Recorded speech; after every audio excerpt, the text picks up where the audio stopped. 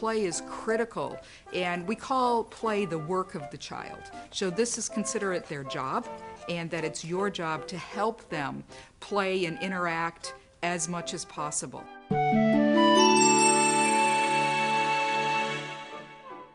Play is a very important factor for children that are 0 to 5. In play, they learn a lot of skills. One of the things that happens in brain development is through play, they do something where they cross the midline. So your brain is divided into two hemispheres, and getting those two hemispheres to talk to each other is important. So in play, they reach for toys, they stack things, they get to activate all their senses. So as they activate their senses, wiring grows in the brain. There are visual signals that they see, there are auditory things, sounds that they hear. They get the opportunity to touch things and work with different textures. All of this is extremely important as they are taking in information about their environment.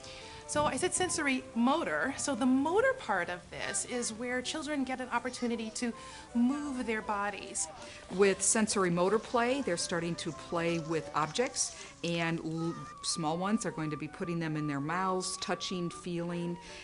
So encourage that in a safe way. Obviously, we don't want any child to choke, but the ability to use all of their senses is developing that wiring. A big piece of play is also language. So playing alone, they may not be hearing the vocabulary, but interacting with adults and parents allows them to hear the vocabulary that goes with the objects they are playing with. So this is a block, this one is bigger, this one is smaller. Those are all vocabulary that they're going to need for school. Play gets the imagination going. Play gets your creative juices going. Play gives you an opportunity to learn how to work with others. The more they play, the better. And there's several kinds of play. They may be involved in social play, where a parent is interacting with the child. They're learning to smile and smile back and give social cues. And it's kind of that look of the parent when they do something wrong. They get that scowl and, ooh, maybe I shouldn't have done that. So within the play, they get to learn how to read facial cues. They cement the wiring that's going to start in school when they need to read the social cues of the peers and the teacher. All kinds of play experiences are important for kids before they start school.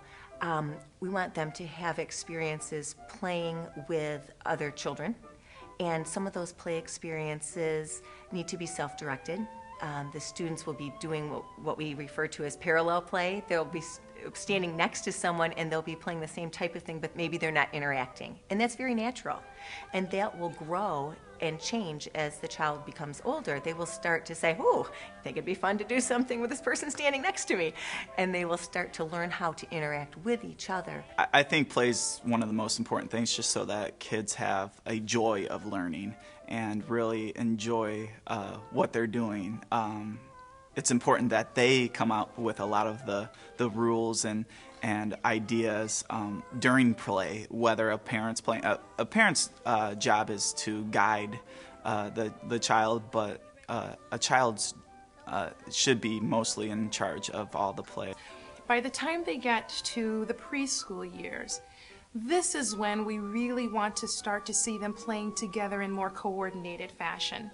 Now, some of it still might be kind of parallel play, where they're playing alongside each other.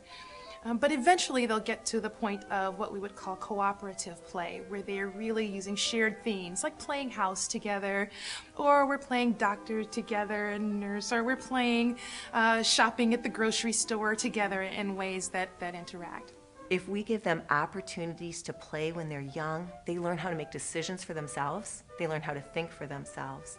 They learn how to think outside the box. You don't have to have specialized toys. You don't need computer equipment. A trip to the grocery store can be considered play. Get them in the cart so they're at your level and they're safely in, and then start to point out all the objects that are around them and make it an event of play rather than a stressful time. Consider play after nap, that it's a great time to go to the grocery store, to go for the walk, and start to build that wiring that they will need.